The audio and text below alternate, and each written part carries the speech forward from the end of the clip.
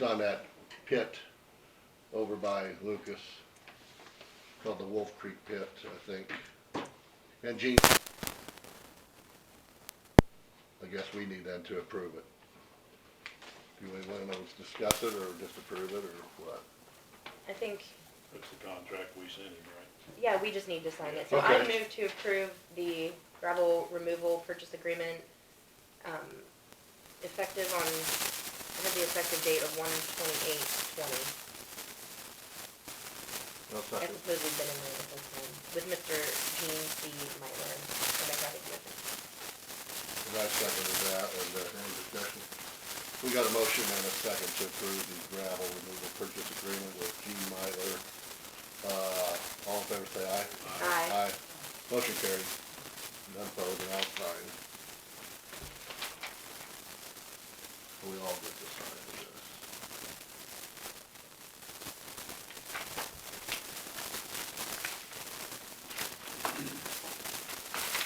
You got a nice pen there, Jim, we'll let you do it. Funeral home pen. If it runs out, we're done.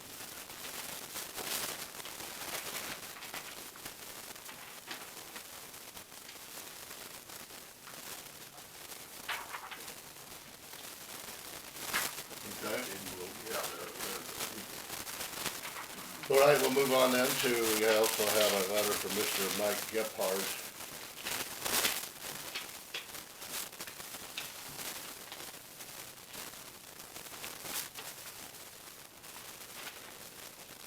Looks like it's the same thing, gravel removal purchase agreement.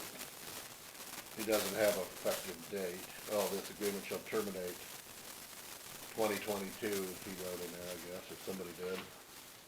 He signed this also, Mike and Connie Gephardt. This is for gravel removal purchase agreement, also for, southwest quarter, section 13, township 11, south, range 6 west in Lincoln County. I presume that's over by Barnard somewhere, since Mike lives over there. Do you know? I don't. Anyway, any discussion on that? I move we approve the Gephardt gravel pit contract. Okay, and I'll second that.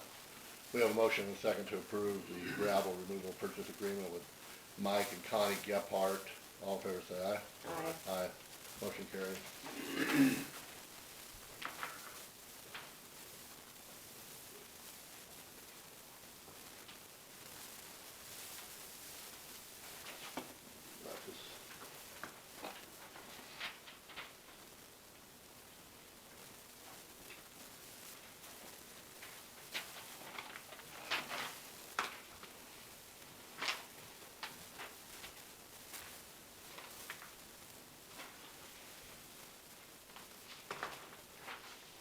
Okay, we'll move on. We have a bill from Street Plumbing,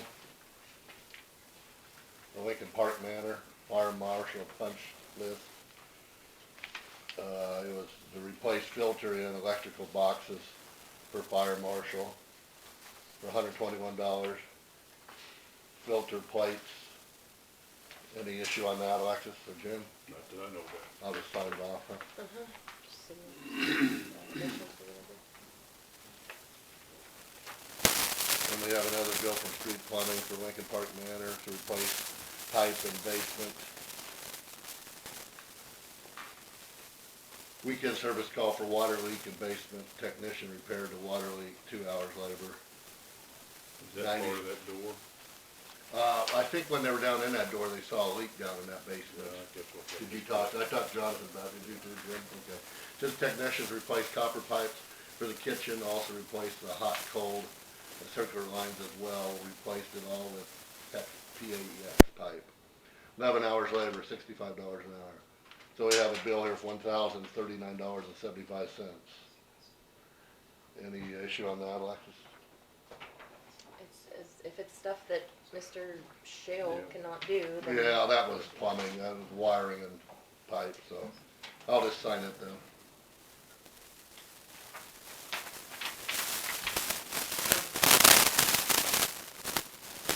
Okay, now we have a resolution 2020-08, Lincoln County, Kansas, a resolution appointing an emergency management coordinator for Lincoln County, Kansas.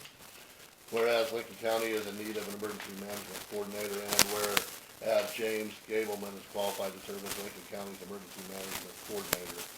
Now therefore be it resolved by the Board of County Commissioners of Lincoln County, Kansas, that James Gableman is hereby appointed to the office of Lincoln County Emergency Management Coordinator, effective February the 10th, 2020. James Gableman shall have any and all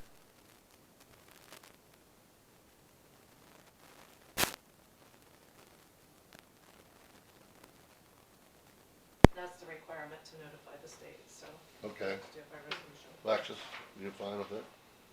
Now just, are you planning on being temporary, right? Or- Well, yeah, until we get somebody, Until we yeah. get someone. This is a temporary assignment. We just We're still in the process of looking. We just get rid of that resolution when we get somebody, that's easy to do. I think we just reappoint once we hire. Yeah, we do the resolution. Okay, I move to approve resolution 2020-08. I'll second that motion. Motion's been made and seconded to approve resolution 2020-08, appointing an emergency management coordinator for Lincoln County, Kansas, which is James Gableman. All in favor say aye. Aye. Aye. Motion carried, none opposed. We'll sign. Hear the train whistle on this railroad job. Now, you know you got this for life, right, Jim? That's right. We got 3 copies here, Don, we have to sign, or 4? Well, there's a copy for each of you. Just one for us? Yeah. And one for just need sign, one to okay. sign, yeah. I'll just give the one to sign, and we all get a copy, okay? Let's copy a copy for you, me, and Jim, a copy for you, Alexis. Yeah, you should pen. Thank you.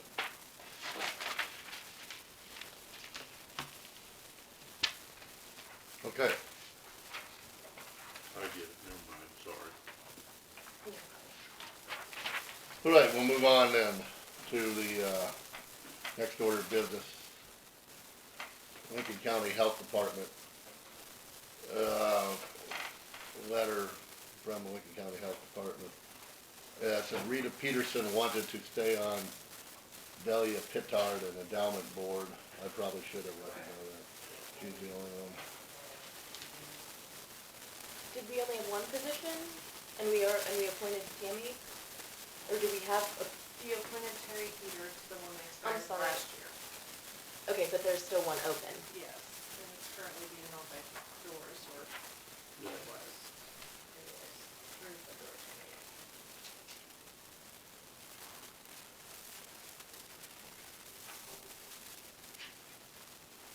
Okay, so I move to appoint Rita Peterson to the Delia Pittard Endowment Board for a new term.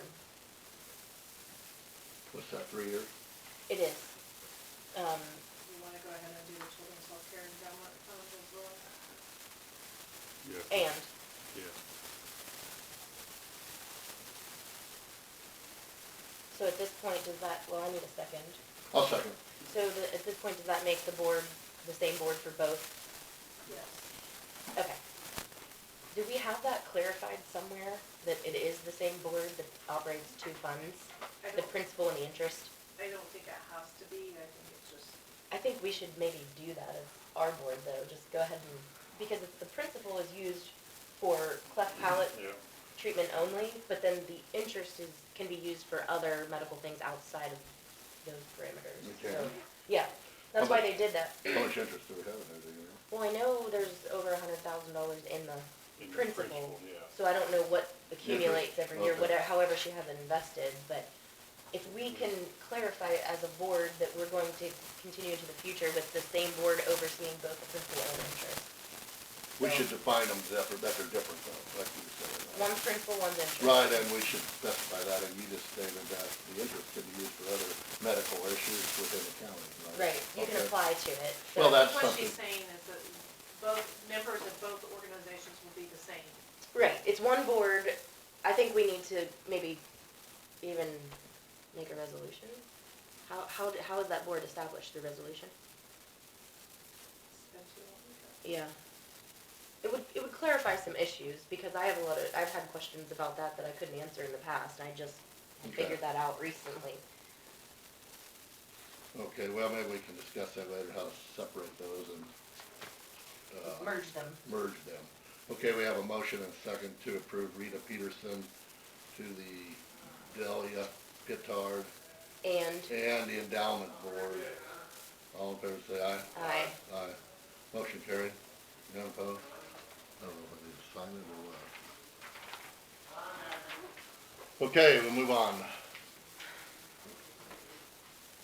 We have a continuation of owner or producer's crop information. Board of County Commissioners, grain sorghum, oat, wheat. Oh, this is for the FSA probably. Agricultural risk coverage, ARC and PLC. So we have to sign this, so just like we do as the farmers do, huh? Yep. You being the head farmer here, you sign. Okay. Well, this is, we have a copy, a continuation of owners or producers' crop information, which is, the county, I guess, has, some farmland where we were enrolled with the FSA for ARC or PLC. And this is just a continuation of that producer's information. Wonder if there's anything else on here we need to know.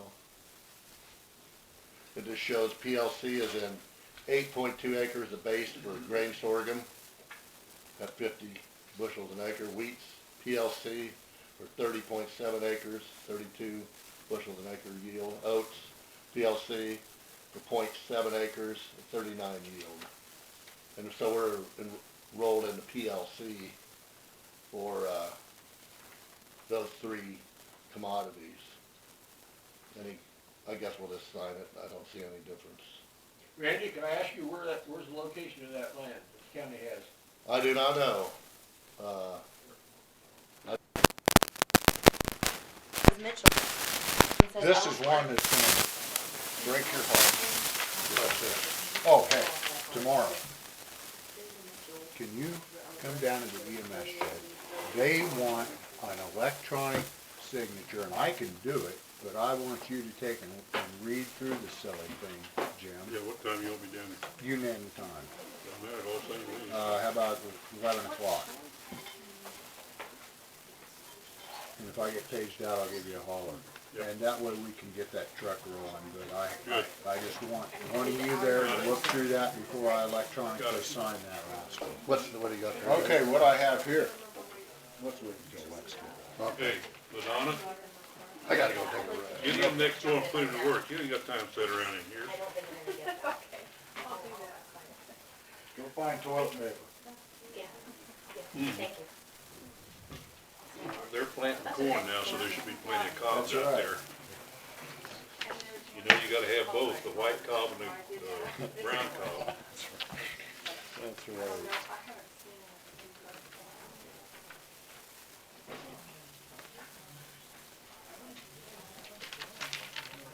I never got a speeding ticket in my life, primarily because I drove an ambulance for 3 years. And you get all that out of your city. No doubt. In Waco, we had competing ambulance companies, and the first one there got to pick up. Well, I can't imagine. And then when you go out to big highway wreck, and you got people laying everywhere, got a guy with his head cut off. I think he got a pulse, because the dead ones pay. So the first ambulance out there gets the dead folks, and off he goes. Hey, I got a question for you. We brushed upon it the other day, and you said caskets are absolutely tight, hermetically sealed once they're closed. Yes, What about body bags? they count as closed, but I wouldn't trust them. That's what I thought. I wouldn't trust them. They say you can, but it depends on who puts them in. Yeah. Now, if I put them in, and people that work for me, we know how to roll it underneath and put them in there so you get nothing on the outside. Okay. Most of the people that use a body bag just pick it up and set it in there and zip it up, and you got half of the fluids on the outside. Yeah. So it's all depends on how you put it in there. Okay. Okay. And once you put it in correctly, then KBI can seal it, and everybody's happy that that's a sealed thing. Okay. But the caskets, if they're sealed, it's much easier because, you know, you just plug them in and seal it and you're good to go. That just crossed my mind while we were talking about that the other day. cause I'd never thought about them sealing or anything. And of course, it depends on the body bag. You get the little cheap ones, you don't have any, but the ones we use have the Those 6 ones handles. that came from Homeland Security, they're basically made out of Kevlar. I think their fluids run right through them. And then we get some really thick ones. This is what I have for Lincoln. AEMT starting. Homemade. Wait a minute. This is our, Wait a minute. EMT. No, we're here though. Ellsworth EMT full-time is 1080. We're at I 1282. know, yeah, Then AEMT full-time is 1135. We're at 1325. I'll tell you, mark it down. good enough. so we're in pretty good shape. Especially like with the longevity counted in. So then we have people that would have started out elsewhere at 1080, now up to 1480. So what we need though, we need some cap numbers. Like if you're EMT, you can go from 1280 to 1480 or 15 or whatever. Nobody I talk to puts caps on, but I know where you're coming from. What Just I'd for the like to current see- year. Yes. You know what I mean? Oh, sure. So like if you do cost of living for everybody at 2%, then your cap goes from 15 to 1550 or whatever, you know? We'll keep working on this. Sarah was gonna work on this. Okay, one last thing here from the EMS shed. Okay. And that is, we talked about those crazy monitors not being backed by the FDA next January, or next February. Okay. February something, 20th or something of next year. Okay, I got my first bid in. I really, really, really like these monitors. These are Life Pack 15s. The quote from this guy, How many would you need now? 3 of them? quite frankly, I'd put one for each of these Lincoln trucks, and I'd probably go with a AED type unit that actually reads tracings on the Sylvan unit. And that way we have ALS, and then kind of downgrade the Sylvan truck just a little bit, since we don't have A's working over there. They are I'm gonna clear right on up here and get used to this. 25,000 apiece. And that is with trade-in from our old Zolls, all three of those things. 25,000 apiece. How you all doing? 25,000 apiece.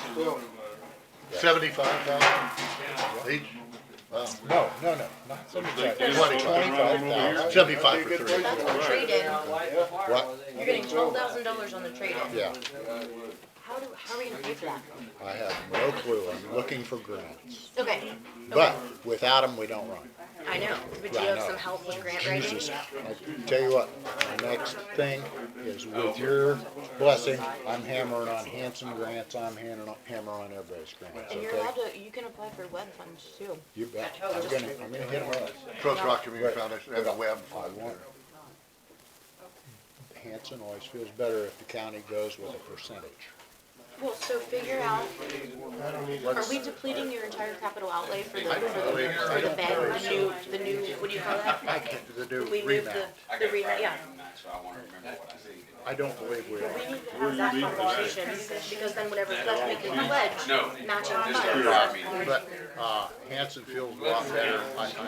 Jeremiah just got done with it today, and the county of Ellsworth agreed to do 20%. That's Yeah, I all. stole it from Dawn. Ellsworth decided to do 20% to Do you have this? catch that. Do you have another one of these, or is this your only copy? No, you keep it. Okay, I just let me printed keep that that. off before I came up here. Okay. And And then I'm gonna get a quote from Zoll. They were 15,000 higher. Oh, okay. So, and I don't like Zoll monitors. You may want to come back to us and figure out a plan, maybe we can figure out a strategy on But how I to pay for wanted you this to stuff. know that I'm gonna start applying for grants, but I gotta be upfront about it, guys. All right, I've gotta let you know. okay, yeah, thanks. Are we done? Okay, You got anything else? no, find out from Dawn how much we pledged out of your capital outlay for the remount. yeah, for your Take that truck. balance, and maybe we can apply that for the cost sharing. Tell you what. Oh, yeah. I'll be back here next week. How about that? Okay, thanks, yeah, get scheduled with her. Yeah, perfect. Thanks, Okay, guys. all right, Thanks. thank you. All right, Ladonna and, Ladonna, could we hold it down, please? Ladonna's coming up now, thank you. I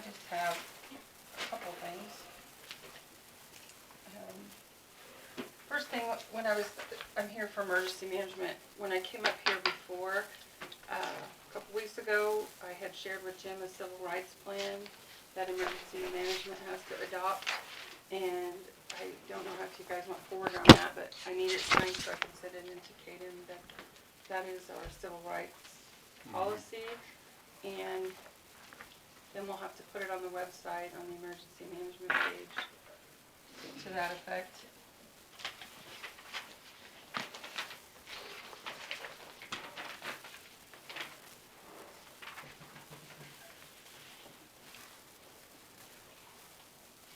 We sign it on the front, Yes, I Yeah. think it was on the front.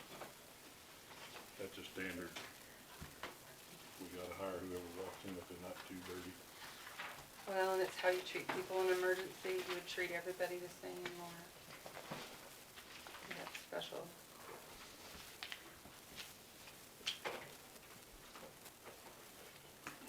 You better make a motion to do that.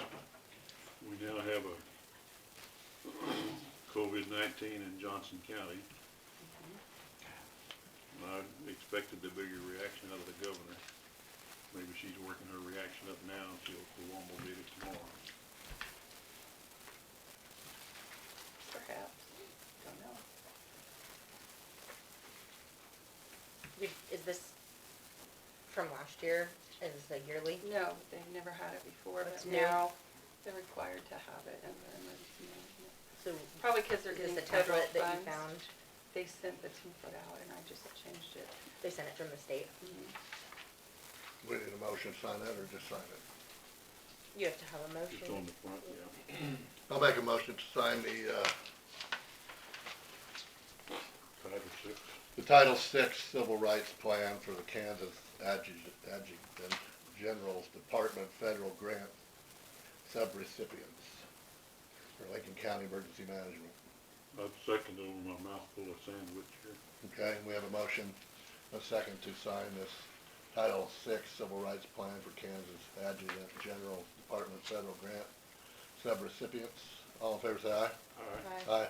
Motion carried. We just sign front page somewhere or what? The next page. Back page? No, it's Back the page front. application, yes. Sorry. Oh, right here.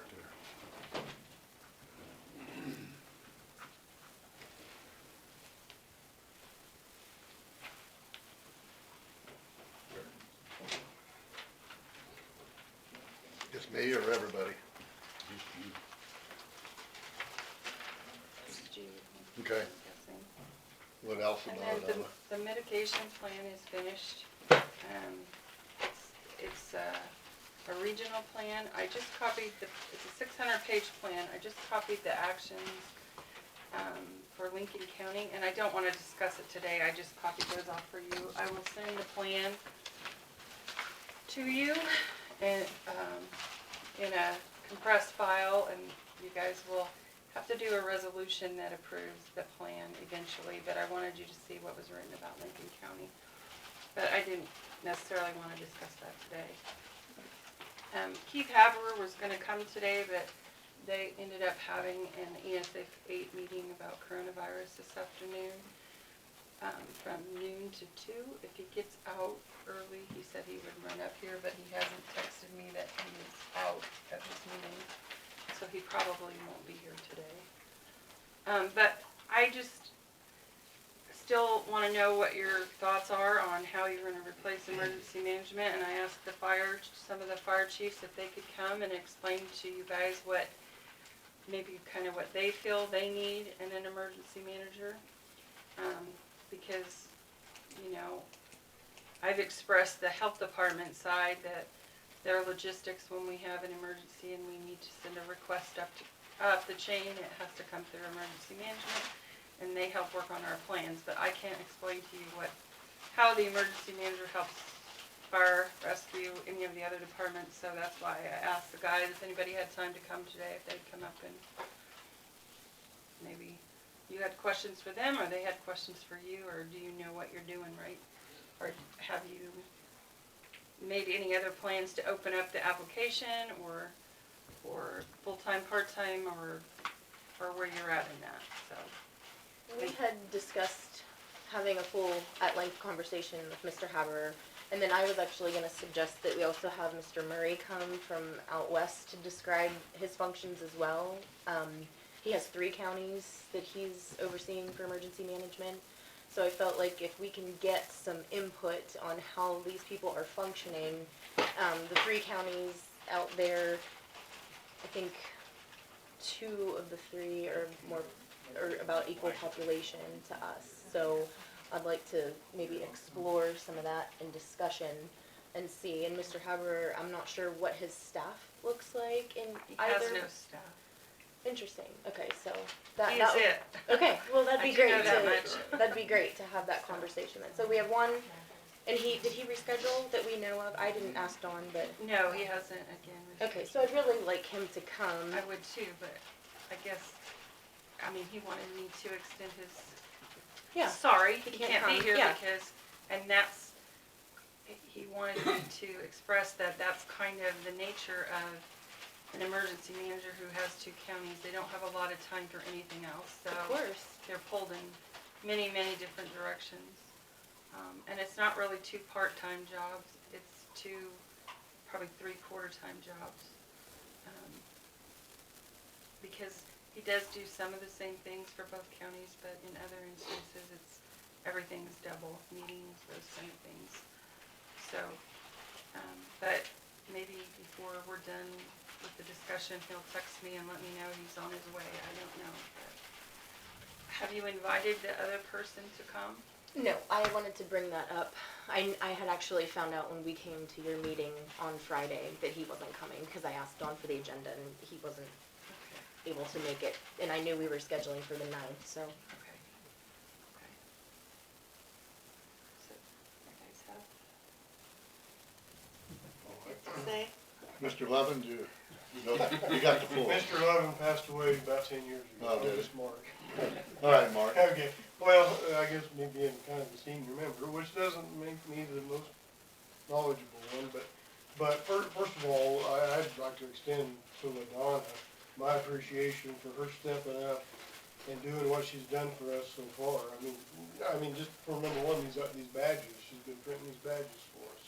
I mean, that's one small thing, but it's a needed thing, and just doing some of the things that she's done. And number one, like I said, I really appreciate what she's done at this point. I don't know what your arrangements are with her, but I feel like if you're not paying her more, you should be paying her more. But anyways, that's a whole other subject. But as far as the emergency manager position goes, we're in a critical part of our year right now. Number one, we got storm season upon us. Number two, we're in fire season. For fire, EMS, rescue, and emergency manager is pretty important to us. Obviously large fires, coordinating other counties, if we need to get KDM involved, the Adjutant General, if we need the National Guard with their helicopter, whatever, that emergency manager, that's what he does for us. David did a great job of that. Storm season, that's a whole nother thing. David had all the latest and greatest radar that kept all the rest of us were on the ground confirming. We'd confirm with him what we were seeing, he would confirm back, okay. And then trying to coordinate all the spotters and when we need to be out, all those kinds of things. So, that is our immediate needs right now. I mean, other things is, your emergency manager, 2 years ago when we had the big lake fire, David did a lot of legwork for us. What did you get for us, $11,000? For silver, just for silver. And I don't know about the rest of the departments. Substantial amount. Yeah, he probably almost paid for his wages that year just by FEMA funds that he got returned to us, for, that large fire to replace some of the costs that we incurred. So, that's another thing, ISO training. I'm getting ready to apply for a grant right now. One of the questions are all of your 60% of your fire department personnel trained in ISO 100 and 700. Granted, we can do this stuff online, but to get a bunch of volunteers to sit down in front of a computer and spend, 8 or 10 or 12 of the boringest hours you've ever seen in your life, because the stuff is boring, but it's required. It's better if we have an instructor there, sitting there, going through that with us, provided, we do it in an evening or two, have a meal, that always brings people to do it. You can get some discussion going on about what's going on, with that training, makes it a lot better. So, so there again, there's a question on that grant that I'm writing, 60%. I gotta do some checking. I'm not sure that 60% of my people are. We may need to get some more people trained, 100 and 700, correct me if I'm wrong, are the two ones we have to have, correct, David? Correct. Okay, and there's 300, 400, 500, I have a yes. question about that. Are you reimbursing any of those participants for anything as a fire If board? it costs, if it costs them, yes. If it's free. There is no cost. There's no cost, it's free training. Free Yeah. training. Go to the FEMA.gov site and you can pull up whatever classes I should say whatever classes, but there's self-taught training that you can take on. Right, so, yeah, it's free, it's just a matter of sitting down in front of a computer if you wanna do it online, cause it's really, really boring. But it's a necessary thing we need to And do. do they And wanna- it's not all bad, we do learn some stuff from it, but it's. Are you being asked if it's 60% of your board or 60% of your our members? Members have to be, I need to go through some records, cause I can't answer that question one way or the other for sure right now, without going through my records. David probably had some, or maybe I don't know where those records are at now, but does anybody know where those records are, Dave? There was a file in the office when I left that had everybody within the county's credentialed training that they have taken. So, Okay, but you as a fire district are your own taxing entity. that's right. Okay, we just need to make sure that's known. The county isn't responsible for funding anything in addition to what you're doing because you collect your own taxes. Right. Okay, Yeah, so anything that you wanna do with your funds, you can hire someone, pay for training, reimburse mileage. Your board and you can take care of your own fire districts with your own money, right? Where are you leaning But- at towards that comment? I'm saying you're not requesting So anything you're from the saying that county. you're delegitimizing the, reason for a emergency manager because of training? No, I'm saying you're not needing anything from the county because, Well, from an emergency manager, we could, yes, because the emergency, like David was certified to teach those classes, isn't that correct? 1 in the 7, yes. As was Rod Job years ago, he's the one that got us started on all these, he started that, he did a lot of it, Rod did probably more than David did, in that regard. so that is where I'm going with that. Were you paying for those hours or was the county paying for those hours to provide someone to you? Because where did that Well, I don't money know that come from? anyone was paying anyone because the emergency manager is a salaried position. So, once again, whether he was working from 8 AM to 5, he still came, he didn't quit at 3 to come to our training at 6. He worked that 14, 15, 16-hour day. So, to say that we were reimbursing an emergency manager or trainer is not, no, that's part of your job. I mean, you're establishing that you're also, I don't you're think emergency manager, but you're also doing training, It really didn't So- cost anyone, it didn't cost the Yeah. county, because, like I say, that was a salaried position, so that was part of Right. what he was doing. There was no cost for the training, because it's, like David said, it's free. There was no cost to enroll students in there, so it really wasn't, it really wasn't costing us anything. I guess the way the county budgeting works, and we're here to talk about what you guys need as your own fire districts, because everybody represents their own fire district, you have your own tax money. You collect it, we collect it for you, but it's not, we don't set that mill rate for you or anything like that. We don't give you money out of the general fund, okay? So the way the budgeting works is typically like what Ladonna's doing right now, if she's working, doing something for another entity, there's a cross billing that happens. So when our clerk does the billing for the landfill, she bills the landfill and then they reimburse her for hours for doing that. So that's what I was getting at. Is your tax entity reimbursing for someone, no matter who it is, to come there and do any of this training. You're saying, no, you were just using the county-funded position. So the county was paying for each district to get time on the clock out of our one budget. It wasn't coming out of your own individual budgets, is what you're saying. That's what I want clarified. Yeah, that's still not real clear to me. No. The salary position, so, Okay, okay, so if he goes out at 3 o'clock in the morning to watch a storm or a fire, does he got was that, I guess, was that billed separately? well, I mean, I don't know what the parameters are if you're gonna pay a storm spotter, but my question to the fire districts is, was anything allocated out of your budget to pay into that? And you're No, saying no. they didn't pay extra for David being there. No, it's not extra, I'm saying Well, they didn't pay David. they're a separate taxing entity. I think that's that's not clear among the public. Each fire district is its own taxing entity, so they have their own money. And the county doesn't give out of the general fund like we do to fund these positions that we're talking about. We don't give out of that to your taxing entity. You collect taxes from everybody in your area.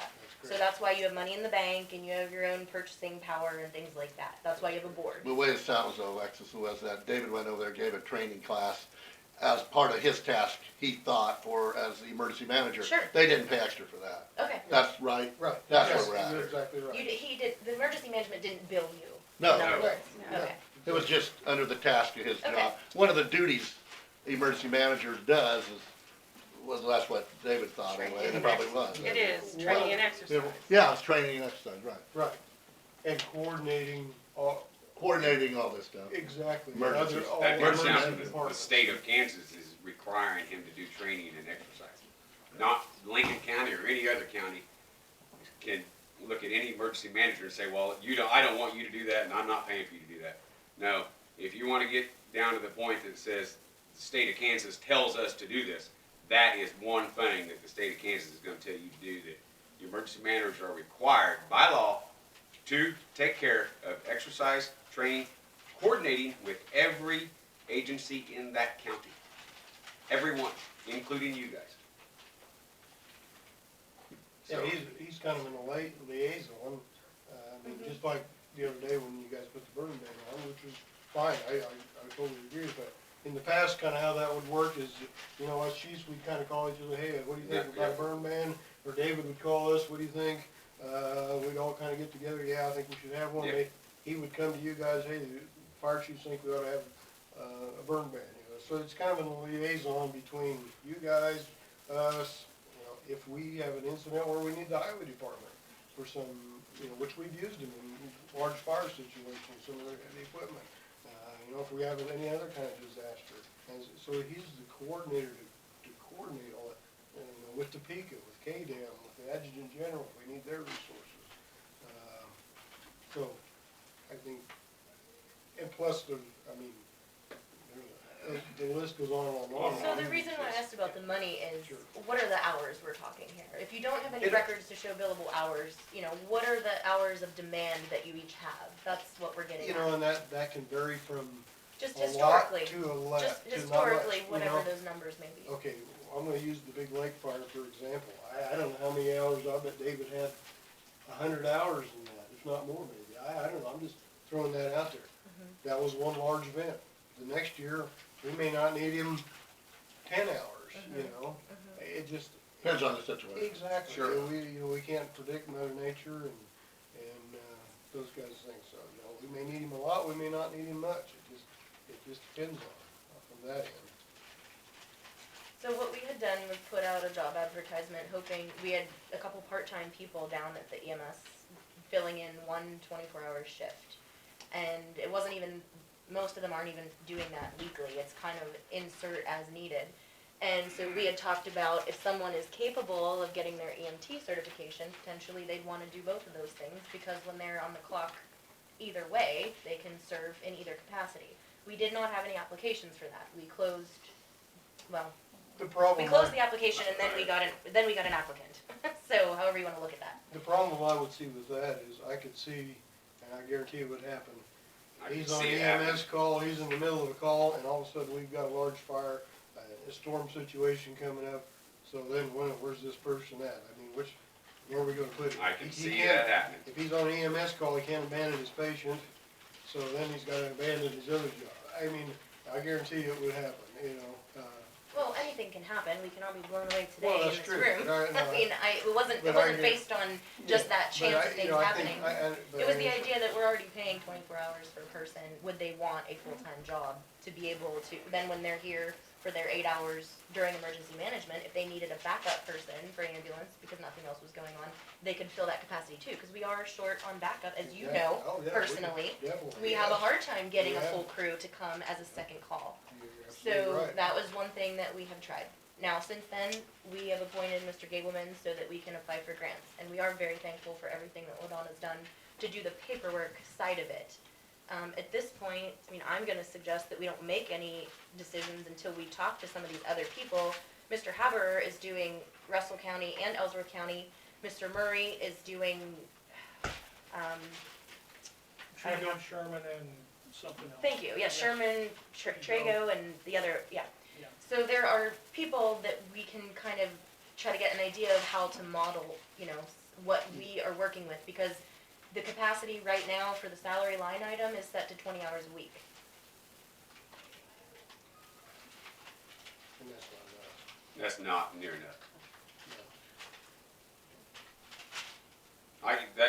The proper person could spend 20 hours a week just dealing with the paperwork from the federal and state and local level, period. And going to all the meetings and And just going to the Homeland meetings. Security. How do these other coronavirus. people get it done? I guarantee you Keith Harper works his tail off. I guarantee you.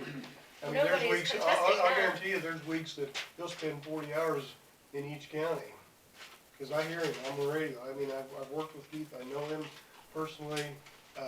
He'll be in Ellsworth and something comes up in Russell, he's gotta run to Russell County and then back to Ellsworth. And there's some days he's chasing his tail, I guarantee you now. Some days, there again, sometimes it's pretty slow. Once again, First that's time, why it's a he salaried position. Yeah, You and take I the don't. long days with the short days. And I don't know what they're paying him, but I could almost bet you they're probably making twice of what our full-time position for one county would be.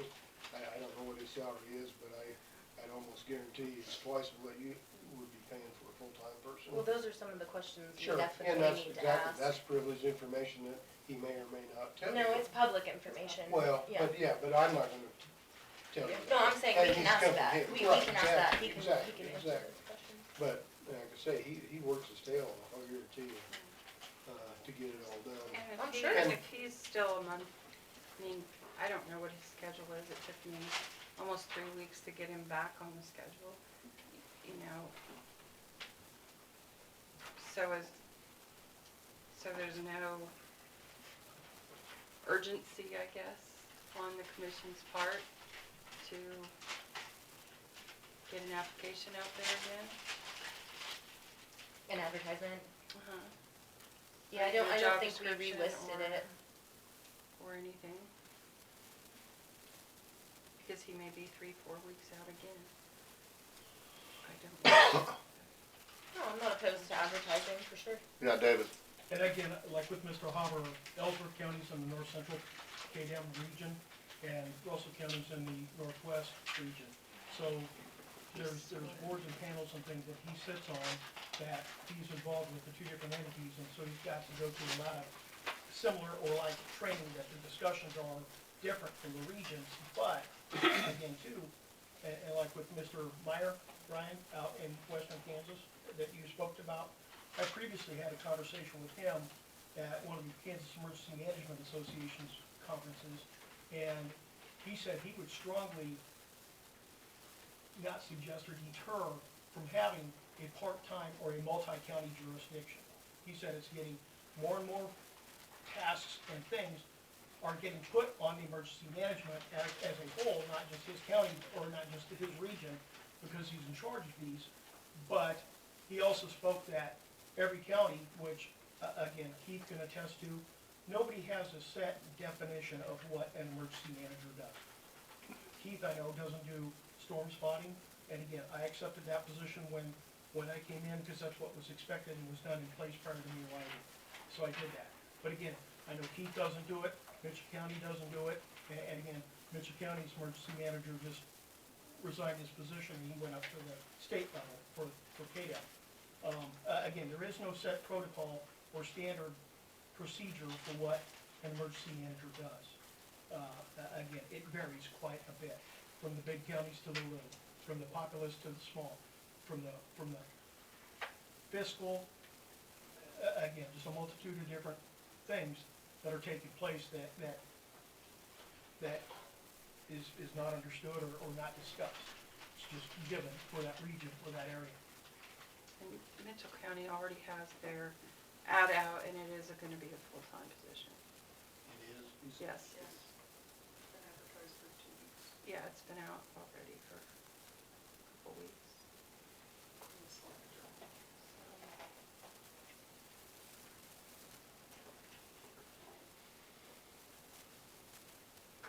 Anyone else have any comment? Okay, like I said, the bottom line is we need somebody. I mean, I'll just straight up be honest with you, we need somebody. Yesterday. And like I say, we're in the storm season, we're in the fire season. For us as fire department personnel, that's pretty important. The other stuff is very important too. It's not quite as immediate, critical. So you're suggesting that part of the job requirement, as was just explained, there is no certified duty, but you're asking that for Lincoln County, it include storm spotting. That's your. Coordinating storm spotting. Okay. Yes. So you want that to be part of the job description? I would like, yes. Okay. definitely. And there is a state emergency management handbook that does outline, basics of the job that the state feels like the emergency manager should do, but it's just a guideline, so you can add your own local, and I think that from the beginning of time, when Lowell started, storm spotting has been a huge deal for Lincoln County for an emergency manager. So, How many volunteers for storm spotters do we have? Well, I mean, basically, every member of every fire Basically. department is, Yeah, I mean, you're not required, I don't know. to go out and spot. Some people prefer not to drive around, so they spot from their home, which is perfectly acceptable because there may be a spotter that's 3 miles away, and then you've got a spotter that's sitting right at his house, says, I see this, perfect. I see that, I know where I'm doing now, we can handle that. So each fire Sure. department has like 5 or 6 at least. Oh, Oh, yeah, yes, yeah. oh, yes, absolutely. On any Now- given, All your deputies. Is there not, is there gonna be 5 or 6 spotters from every department out? Probably not. it depends on. Depends on some days there'll be spotters in Westfall. Won't be a spotter out in Mark because the storm isn't traveling in his direction, obviously, or coming from his direction. so And part of that goes to where we only have one dispatcher in the sheriff's office. If that one dispatch, when there's large events, weather events come through, Yes. those poor people up there, they They- get slammed. They get And so overwhelmed. the emergency manager can kind of take some of the load off of that dispatcher, and Dave's been in both of those chairs.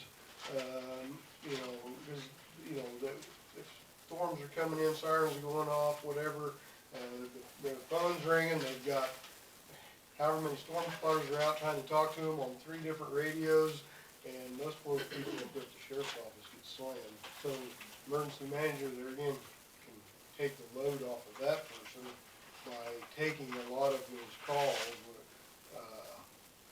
so that helps tremendously. And I think Dustin and Mike would agree to that.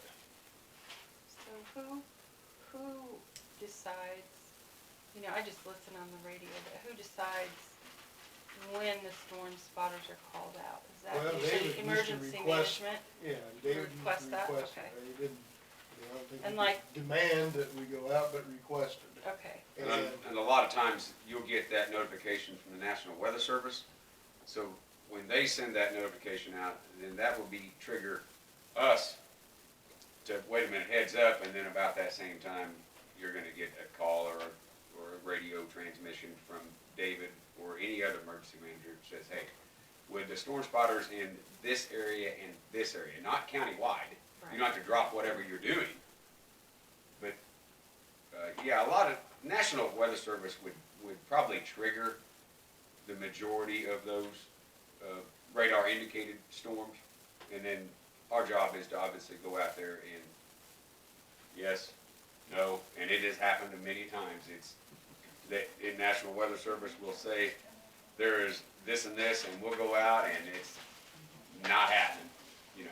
There is also another side to that. So if we're requested to go out, okay, and our members go out as firemen or whatever, it's huge for liability. Huge. We're covered under all of our insurance, work comp, peace officers, Kansas peace officers, what do we use? Association. Yeah, association, all that. So, now if we're just out there on our own, not requested, if you're just out there in your personal vehicle, out there on your own, you're not, you're covered by your personal stuff, but you're not covered. If we're requested officially to go out, and we go 10-8 storm watch, then that's a fire department activity, we're covered under all of our insurance and Right. stuff we have. So that can, never has happened, to the best of my knowledge, but it sure could. It's kind of real close to happening. Wait, you're saying if the emergency manager requests you as an individual to do something, then that triggers you? Not me as an individual or department. That's, Right, okay, yeah. okay. that's- Yeah, I was gonna say, that doesn't get that's an counted official- under that's, county coverage. Well, no, it doesn't, but it still covers us under everything we would have if we were fighting a fire. It's an official request for your fire department to be Right, in action, Exactly. Yes, just like a 911 call. yes. Exactly, so we're covered under all, all the, it's a fire, So if something was Department going on and anyone got the sheriff to request you to go out, that's an official action. Yeah, absolutely. or for that matter, if a neighboring county requests our Yeah. mutual aid assistance with a fire or some type of event, the same way. If we're requested to go, we go, then we're on, I don't wanna say the clock, but we're on Right. every, we'd be covered under any type of insurance or whatever liability that we would have normally. It goes hand in hand with one of the cardinal rules in any fire department across the United States is that you do not self-deploy. As bad as you want to. You need an official request That from is the some way sort it of works. I entity, mean, is what you're Yeah. saying, Now, we so. may Now, call if, them, if you're on the fire department and your house catches on fire, you can go get your garden hose, but you, as bad as Well, that that's why you call sounds, 911 and they you got to call dispatch, it's an 911 official and then dispatch. they'll send a truck to you. I mean, you don't just go get a truck without, So who makes the decision to blow the siren? The fire chief and emergency Well, there is a management, policy. Sheriff? Lincoln County has a policy on that. It is, emergency manager, fire chief, assistant chief, deputy on keep, call or scene, or the sheriff. Any of the above, or is there a hierarchy? Do you have to get permission from one or the I other? think if any one of the other, Any one of the any other. one of the above The- requests it, It can be Be done. done. If random Joe off the street may see a tornado, but they can call the sheriff's office and say, hey, there's a tornado on the ground, that dispatcher is still going to contact one of the above people. And They won't blow the siren until They- they have an official request from that them. is, and you guys can look up the Okay. policy, but there is a policy in Lincoln County, that pertains to that exact same thing. Okay.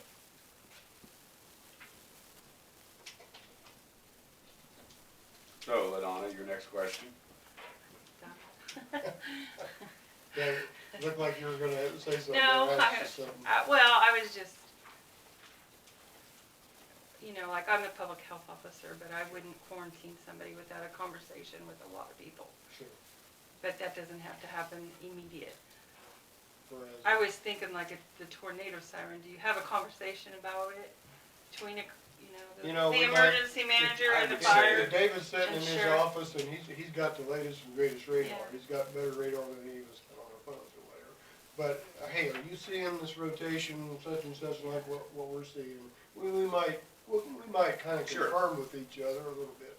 Are you seeing what I'm seeing or whatever, because you wanna, it's kind of a fine line when to blow the siren and when not to blow it. If you blow it every time a cloud comes up, then everybody's just gonna blow it off of us, stupid sirens blowing. And this has actually happened. I had it, well, in 14, when the tornado hit the school at Sylvan, God's honest truth, you can't make this up. I had a person come to me after that was all over with, and said, I was standing out on my front porch trying to see where the tornado was, and all I could hear was that dang siren blowing. That, you can't make this stuff up, people. I mean, so if you blow it too much, then people won't pay attention, but if you don't, but you see where there's a fine line there, when to blow it, when not to blow it. And to add to that, Ladonna, to answer a little more, there is conversations being had. National Weather Service is probably on the phone with the emergency manager too. Right. Consistently, when that thing is coming towards your county, they're wanting to know updates, number one, on the ground. Number two, what are the conditions there? And number three, if you need something, you gotta let us know right now, and we'll get the word out. Because let's be honest, the National Weather Service does an excellent job Oh, of informing the people, providing information to the people, probably better than we can as a local level, even though they can pinpoint that information very accurately, very locally, so. National Weather Service has a site that's dedicated to like media, KWCH or Take down in Wichita, and NBC, I don't know what their call letters are. But any information that comes out on the scroll bar pertaining to a tornado on the ground in Lincoln County, there would be information that's communicated with the emergency manager or I think Mr. Heine has access to that program also. And again, that information's disseminated out to the public then on the scroll bar. And again, there's a lot of interaction that you don't see on a daily basis or even that particular event, that there's communication going on, whether it's via that website for National Weather Service that first responders have access to. And again, Mr. Heine took that responsibility up a year ago, and I know he's been on there, when I've been on there previously, I've seen his name in the sidebar that shows he's monitoring the site and possibly even providing information, whatever's going on in Lincoln County. So is that a credentialing that you have? Or, so anybody can do that? Not anybody, they're kind of guarded about who they hand. Well, that that's what I'm information asking. What credentials do you have to It's have? not a credential. He's a It- fire it's chief. Weather Service. You gotta be a emergency fire management, department, chief, right? The sheriff's office has it in place over there. So could all of our fire chiefs do that if they wanted to? They could. So we could have one in each district They have could. access. Is that something you've ever discussed, that you could all do that? Mm-hmm. But you In don't? fact, I'm been checking out the radar, and there's a fee to get on, just some of these sites, it's like a $75 fee or something, but I've looked into getting that myself, so that I would have that. But each fire board could do that if they wanted to, right? Right, Just pay the yeah, fee and then right. you could have your chief Sure, access to right. it at any time. Exactly. Okay.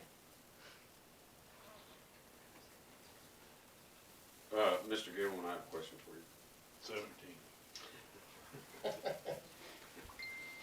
So you are the acting emergency manager. for the last hour. Is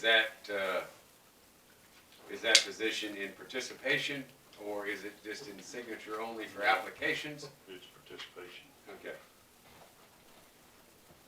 Okay, I just would like the clarification on that, whether we I were got the just, keys to the office, and he's gonna show me how to turn the radio on after a while. okay, fair enough. That's all I can guarantee right now. Well, while you're in there, could you look up those ISO Yeah. readers? Please? We know how they If are. the current emergency manager would allow me to, I would. Yeah, Ladonna and I found that stuff the other day, but yeah, he'll be in there. Well, if you, seriously, I could use, Yeah, for no. my department, We I ran the could process, use- we went through the files, Okay. you know. if, somebody could email me that or something, mail it somewhere, and I give it to me, cause I could use that right now. Oh, you're welcome to come in and write all that down you want. So So in the interest of time here, we're a little over, but I'm just gonna recap the fire department requests.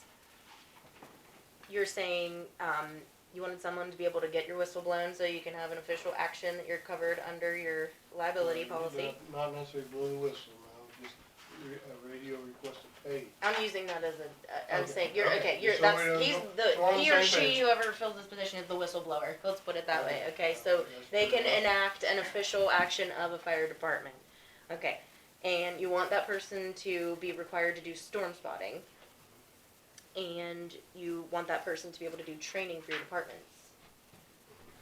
Okay, And also, in coordination on, other large events such as wildland fires, coordinate departments. well, that I understand to Okay, be so the you- state associated Okay, purpose. gotcha. But in Okay, addition I- to the state okay, associated purpose, gotcha. your fire Okay, departments I are just wanted specifically to requesting verify that. these things. Okay, got it, I have it written down.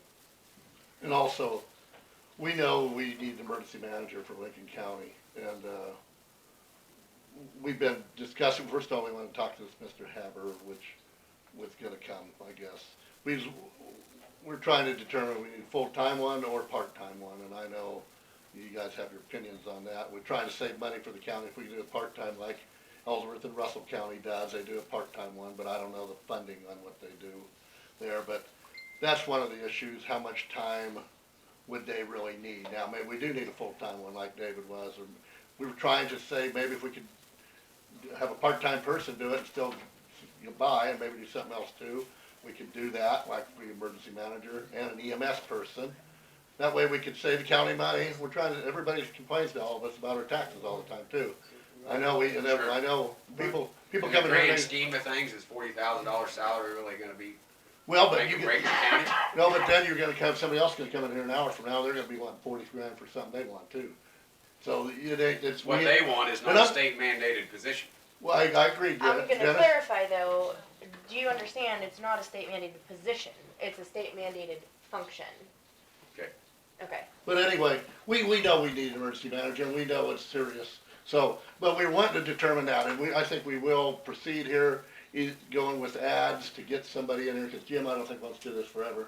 And, so that's where we're at. I know it's an issue, cause we do need somebody. If we had an incident in Lincoln County, I asked this question in there to Jim and Alexis several times, we have an incident, and we don't have one, or really a functional one, are we liable for something? And I don't know, maybe we're not, I don't know.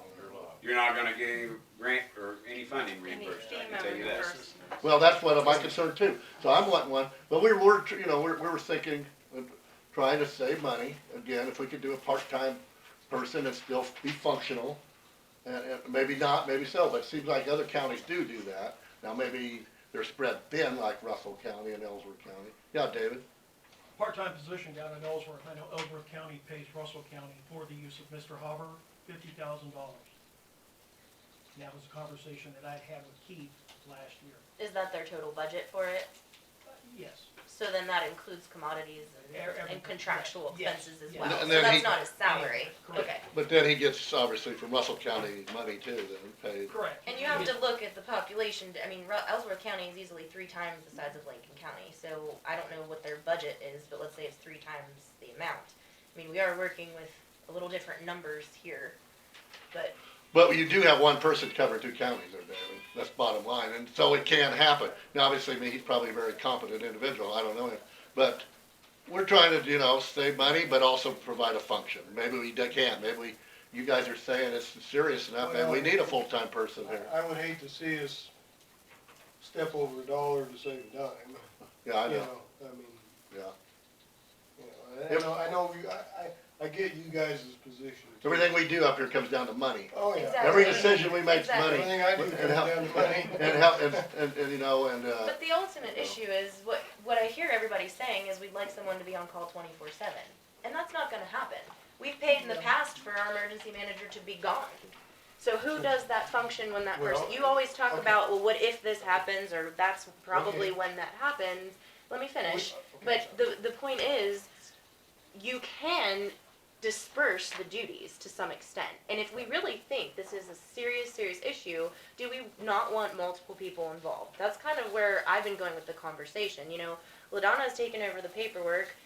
that's an amazing function to be able to do. We're very thankful that she's done that. Are there other things that need to be done in person? Absolutely, and I'm noting all of your requests here.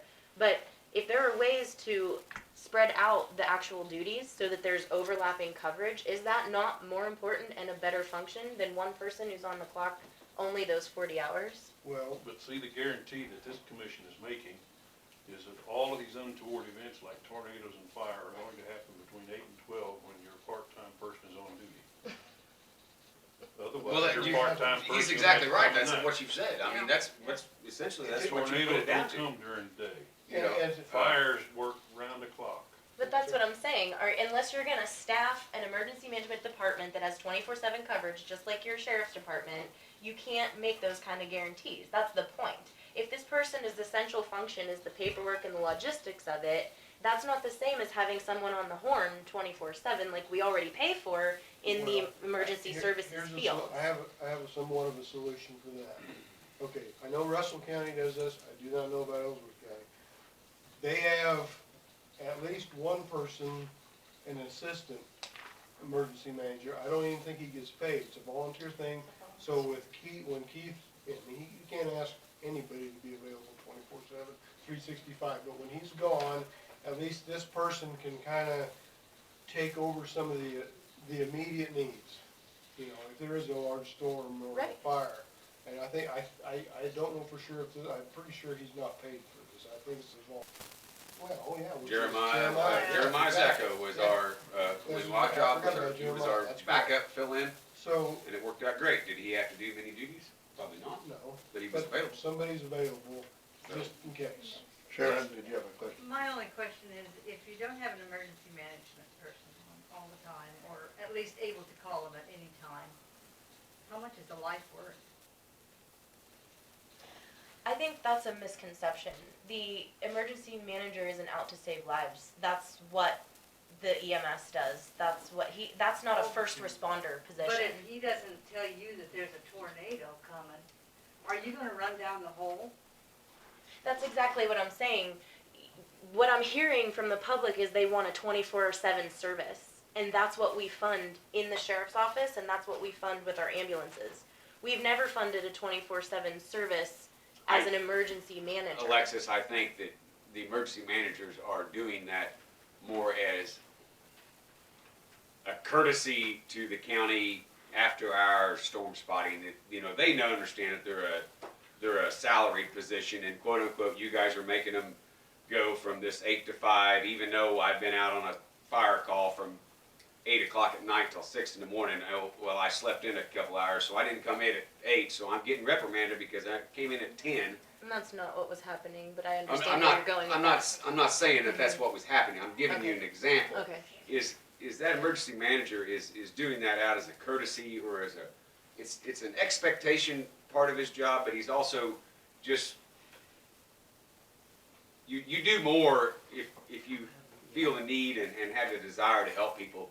You don't necessarily ask to get paid 24/7. You're just on the job 24/7. Us fire chiefs are on the job 24/7. Can I say something? Yeah. I was married to an emergency preparedness coordinator for 25 years here in Lincoln. We had the EOC at our house, and it was on, the radios were on 24 hours a day. Now Lowell was, when he first started, he did not get paid at all. And then he was salaried, and don't ask me how much he made, because I don't know.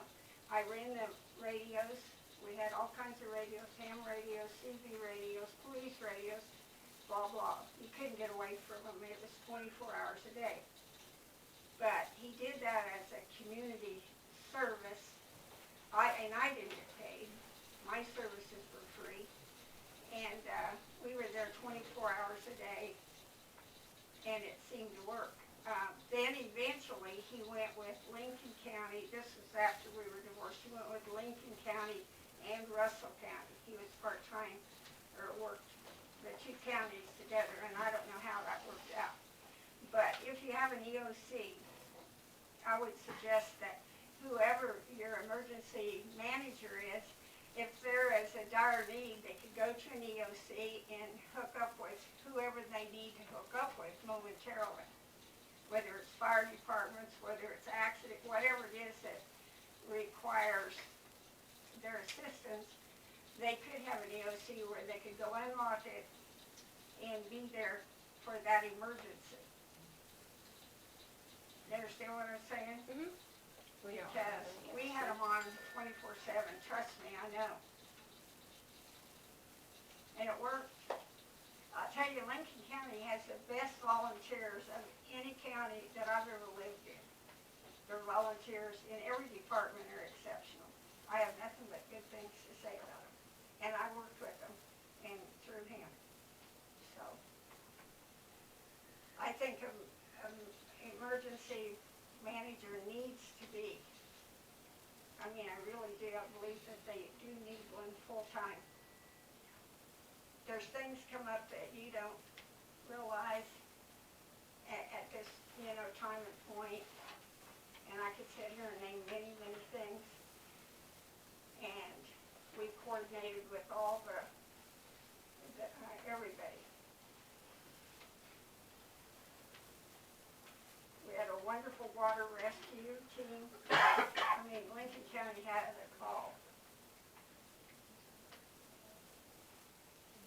All right, thank you. Any other comments? Appreciate your time. Thank you. Yeah, and we were wanting to visit with this Mr. Haber to see how his part-time thing worked out. That's what we were kinda waiting on, but, He can enlighten you probably on a lot of this that well, we wanna know if if he's spread too thin, or if he thinks he can handle it. That's where pretty we're thin. at. at times I'm pretty sure he is, but I'll let him tell you that. I'm not Yeah, gonna tell you that's that. kinda what we're waiting for, and Yeah. we know we need something here, and I think we're gonna address it here, obviously, the weathers, you get to May and June, storm weather coming in, April, May, June, and so we know that. So for now, Jim's it, but for now, I think we'll make a decision by the three to advertise either full-time or part-time, or, well, I don't know if we can full-time, we don't have a budget for it this year, do we? Subject to the fire guys. Would you be opposed to lifting the fire ban out? We had a little rain, so we start burning pastures. Yeah, I mean, there's a lot of guys in my district that need to be burned. Yeah. But yeah, I'm fine with that. Yeah, I have too, although, What'd you get, about a quarter of an inch last night? Yeah, probably. Need a so. resolution done to it. But Yeah. the wind's dying down. Sure. We got a little rain. And we got rain, And, and I know guys, it would only take about Right. 2 days of windy like we had Saturday, Yeah. and be right back in that position. You know, we- But County, we Oklahoma. also understand. a lot of the guys are in the burn season now for Right. CRP and Right. pastures. I mean, we had a few calls. I don't know that one of, between the 3 calls that I had and the 3 that Beverly had, that one of them was really weather related as opposed to dry conditions and wind. We just had some really, terrible landowners that, were not paying attention. Did they burn with that 50-mile-an-hour wind? No, this was last week before you guys put the burn ban on. Okay, We just had some inexperienced, laxed in judgment, we'll call it. They weren't big fires, they were all, nothing major, but once again, those people just inadvertently weren't following common sense common policy, sense, yeah. so. And you don't realize with this weather and as dry as it is, how fast it can get away. But once again, we normally only have problem with a few individuals. The majority of the people in the county are very self-conscious about burning, and do it properly with the right protocols, et cetera, et cetera. We don't normally have a problem, so As long as they don't burn tree piles is what's really gets us. that's the worst one. Cause it'd be a great day to burn a tree pile today, but 2 days from now, when that thing's still burning, it may not. And the wind comes up. Right. Exactly. Or even, I've seen them go 30 days later, those Yeah. out there, so. Yeah. For the But most yes. part, like you said, everybody does. To answer your question, I'm fine with lifting the burn. Yeah, Okay. exactly, me too. Okay, thank you, gentlemen. Thank you guys. Thanks, guys. Thanks, Ladonna. Thanks, for Ladonna. inviting us to start with. and Have a good day. Thanks for all you do. I'll just bring up what my proposal was, we'll discuss it. All right, thank you guys again. Yep, have a good day. Do you have? Donna, do you have anything else? Kelly had something that she wanted to talk to you guys about, but if you guys have something else on the agenda? Well, we, I just wanted to tell you what, Brendan relayed, that at the, he's not going to the, whatever the regional meeting is, can't remember the acronym, yeah. And that they're supposed to give us our new printer. Correct, I know that. Okay, I didn't know if you sent us an email, I haven't even opened the emails, but just so you know. Yeah, if I need a renew. Good too. So, yeah, I'm keeping track of that. Kelly had something on another topic that she wanted to talk to you guys about with me, unless you have something else on the agenda that you have well, we already. were wanting to discuss, Lisa said last week Do you to, wanna go get her? She could at least go and get her, and we can still. Yeah. you can go get her, but I was wanting to bring up, the disbursements for the Lincoln seniors and the different, departments there, like Lincoln Senior Center, Lincoln Sylvan Senior Center, Lincoln Council on Aging. I looked it over, reviewed it, we have $50,000, and obviously you guys has requested for more than that each. So I put out, my opinion is 26,000 for Lincoln Economic Development, 12,000 for Lincoln Council on Aging, and 12,000 for Sylvan Economic Development. And I'll open it up to the floor to Alexis and Jim to discuss that. I think you meant senior, centers. You said What? economic but development, Lincoln, because you were thinking about Lincoln, that. sorry, Lincoln Senior Center and Sylvan Senior Center. Come on up, Kelly, if you want. We're gonna. Jim, do you have anything input? No, I'm good. What do you say, On Alexis? those numbers? Yeah. Well, my only concern, and I guess this needs to be discussed between the two Lincoln entities, but my concern is that the request for Lincoln Senior Center was significantly higher than that, and that would be, I mean, that's greater than 50%, but I don't know that your meals program can sustain on that particular number. I know that, our treasurer had said last week that it takes $2,500 a month to keep our doors open. With salaries and, I mean, I'm pretty sure that I swear that he said that, but, I wasn't, That's I didn't, 50,000 a year. oh wait, maybe that's wrong. That's wrong. well, that's not right. 2,500 a month, that's Slap that. 30,000 I don't know, I a year. said, 30. it's 30,000. That was the basic, right? Yeah, 30,000. The basic. 30,000 a year.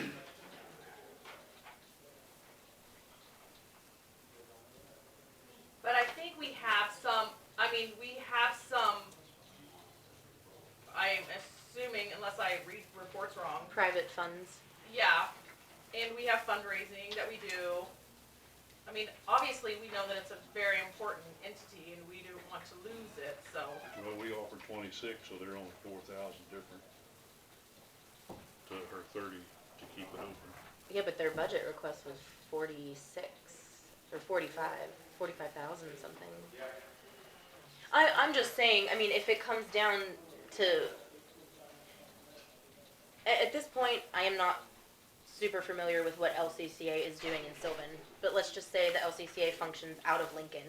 At that point, if those two entities are having some kind of merger, what are you going to fund with that money? Because, and I'd have to look it up, I think it was $37,000 of the requests are funds for wages.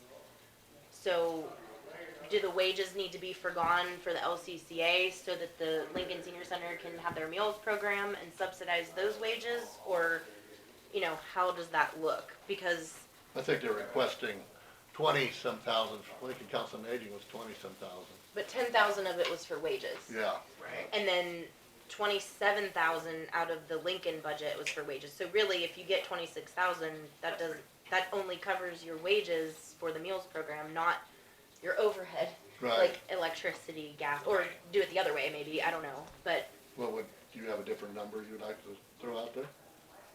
I guess I'm just putting it out there.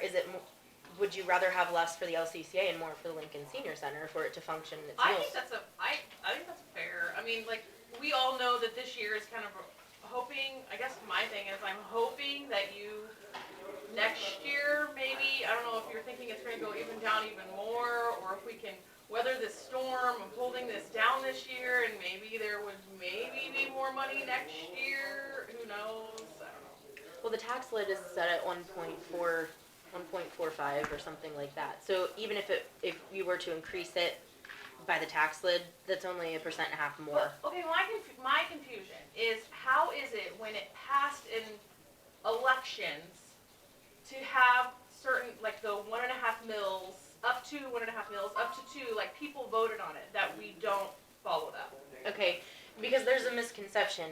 It's not part of your regular taxes, okay? It's an addition to.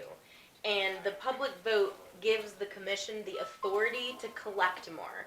So, we set our budget and we say, health department needs 200,000, blah, blah, blah, EMS needs 400,000, however we're doing that, okay? We set our budget and we say, that's what we're gonna collect from you all. Now, we're gonna collect an extra 2 mils according to whatever the valuation is that year. So it's 1/1000th. So with $62 million valuation, it's gonna be $62,000.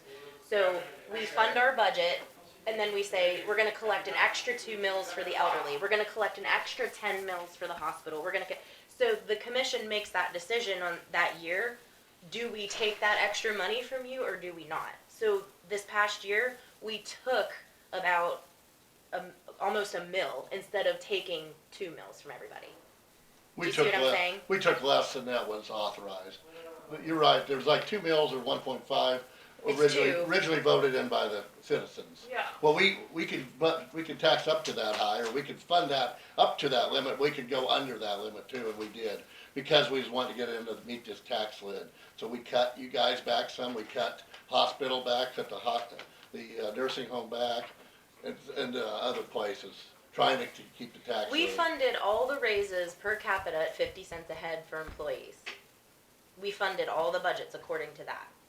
And then we have the authority to go ahead and, after funding, go ahead and take 2 mils for everybody, from everybody.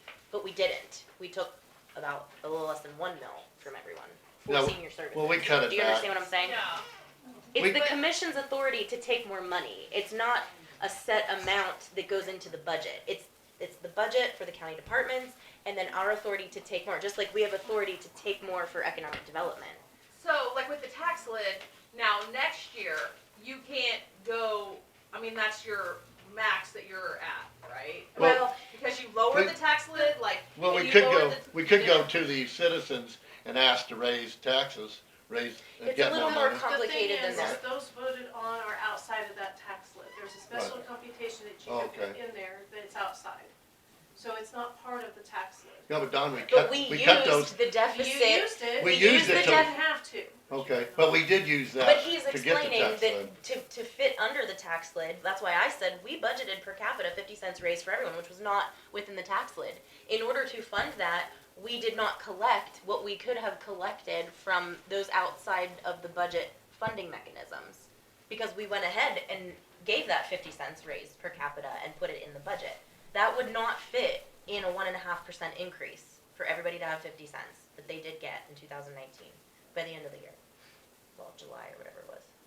Does everyone understand that? I think you're confusing raising 50 cents with their, No, the way no. I took it is that you gave everyone across the board 50-cent raise, all employees, and with being able to do that, then you had to cut, and even though we were maybe not entitled, I don't know what word I wanna use there, to be able to, you'd be able to have more funding for senior services in order to give those raises to everyone, that one is one of the. Exactly, that got and we cut. did the same thing to the hospital, and To we the did the same hospital, thing and to Central nursing Kansas home. Mental Health and the Right. nursing home. Yes, and so Dawn's saying that we're not subject to the tax lid for the things outside of our budget items like I just listed, the departments, okay? Right. But because we didn't stay within the tax lid, that 1.5% can be flexible. So the 1.5%, we were above that just by giving our departments raises. We out-beefed the 1.5%. So in order for our total budgeting authority for the whole year to be under 1.5%, we cut those outside items and funded internally. Are you following? Okay. So the tax lid is the state mandated increase, which is 1.5%. And if you want to increase taxes by more than that, you put it to a public vote. The only things you can legitimately do that for are things outside the tax lid and Which senior services is outside the tax lid. but you're not hearing what I'm saying. Our overall taxing authority, we were able to overdo the 1.5% on our internal items, our departments, by cutting those external items. That's how we shifted the money. We took that money into our budget by not charging it to make it the total add up to 1.5%. What she's asking though, Alexis, is, yeah, we could raise senior center spending up next year if we wanted to by. But we Like, did I'm all like of that saying, to like, not, even but we if did like all of, 20,000, like back up to the 70,000 that you used to give. That was, We could do feasible that, we'd and- have to go to the voters though, right, for a, well, it's already been Well, it voted on. doesn't- we could just do it internally within our budget. well, what she's saying is because it's outside of the tax lid, yes, we could, but the whole thing is we did all of that this year without actually raising taxes. The valuation difference is why people saw, and their school taxes mainly, is why people saw a property tax increase. The Right. commission did not increase people's taxes. We cut taxes if you. We look can at raise taxes. anything we want and increase taxes technically, but we chose to utilize that decrease in the total funding by taking it away from the outside entities, and we made sure that we did everything within our departments to we pretty much did everybody's request. Every department head's request, we pretty much funded for the most part. And some of there hadn't been raises for quite a while with some of the employees, county employees, so we tried to give them more. That's not true, What was it? they've had raises every year I've been Oh, here. they had? Yeah, Oh, I didn't think they were. Yeah. I'm sorry. but, Well, anyway, back to this funding, like we said, we got 50,000 there to spread around between 3 groups. I threw out my number. Alexis, what do you think? I think we should make a decision here, unless you wanna put it off again another week. I don't have a problem with what you recommended. I was just saying if there's a decision to be made between the LCCA employing someone for $10,000 or the Lincoln Senior Center continuing to fund their meal program, maybe they need to tell us which is more important. That's what I'm saying. Cause that $12,000 going into the meal program is a lot different than using 10,000 of it for LCCA to have their own individual employee. And isn't that up to the boards? The boards, the LCCA board and the senior center board would determine that? Well, we have the employee here for both of them. She Yeah. works for both, so I guess But if you look at it like that, you need somebody on the afternoon, the Lincoln Council of Aging, because it's helped a lot. And if you cut that out, who's willing to volunteer 3 hours a day, 5 days a week? You know, you're not getting the volunteers that you used to do, because everybody's gonna throw, well, I don't get paid for my gas. I don't get paid for any of my time. So we really need, you know, but I know some could be worked that I wouldn't think a full slash or something like that is even fair, because we really need that person. You know, and that's why we went to be accountable for your time and everything, and we got to be where we're at today. So I don't think it's fair to take just the wages from one area to say, well, do you want the seniors to have meals when your seniors needs help in the afternoon also?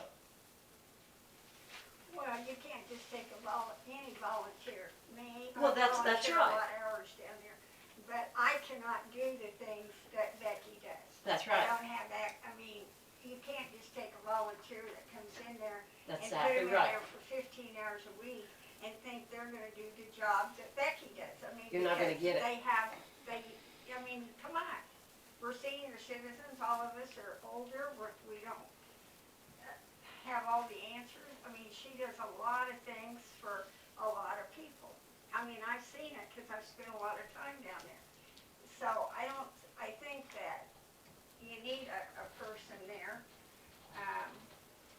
We ran the shift program, she contacted the one in Salina, we came out, we were there for them. There's just so many things. We've asked her to keep a log of everything she does in the afternoons. And I think if you look at the log, you can see that she does stay busy helping the seniors. You know, I don't know. I'm not trying to say No, it's this I or know that. I was basically saying you have someone here who works for both entities. Is there an argument to come to the table to say, excuse me, but we can't afford to do our meal program unless we have the money from yada yada? But you're saying there's private funds available, So Yeah, you and think, and I think that even Sylvan I don't know what Sylvan's, financials are, but even like us, last year we got the most we've ever gotten from with mill levy. I think you guys budgeted 42,000 or something like that. And Sylvan, I think, got 25,000, which they had only been getting like 7,000 in the past, Yeah. which I'm not saying that was even fair. But, so we have some, I don't like to say the word reserve, because we all hate to use that word, and we're not trying to stockpile it, nothing like that. But maybe that we would be able to, you're and I know saying that this Lincoln County year, Council on this year Aging it has- could maybe cover it, but you're Yes, in concerned the about what future, happens in the following future budgeting could process. be a big problem. Okay. Yeah.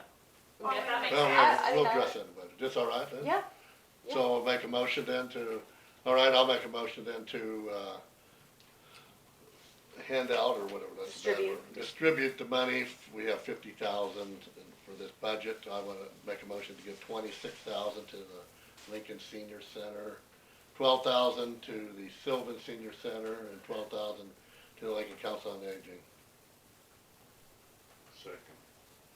We have a motion and a second to, give what I stated previously. All in favor, say aye. Aye. Aye.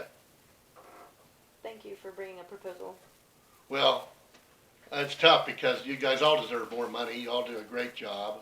I hated to cut you back last year. I think we all did. But nobody wants to raise taxes either, and so we're pushed between a rock and a hard place here. And, maybe we could do better this next year on the budget. Maybe, I mean, I'm speaking for myself here. I'm not speaking for Alexis or Jim, but I would like to try to give you guys back to the 70,000. But I know, I don't know where we're gonna be on our valuation and based on our tax lid, so we don't know yet where we're gonna be on any of that.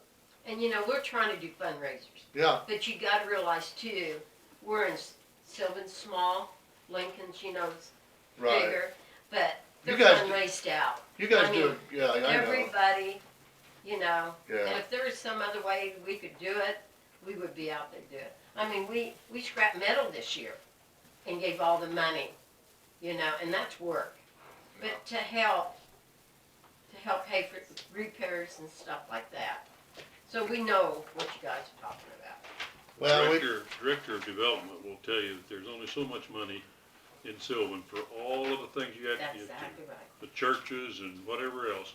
And so that pot is fixed, and so how you divide it up depends on Yeah. how good a sales you are and what you're gonna take away from somebody else.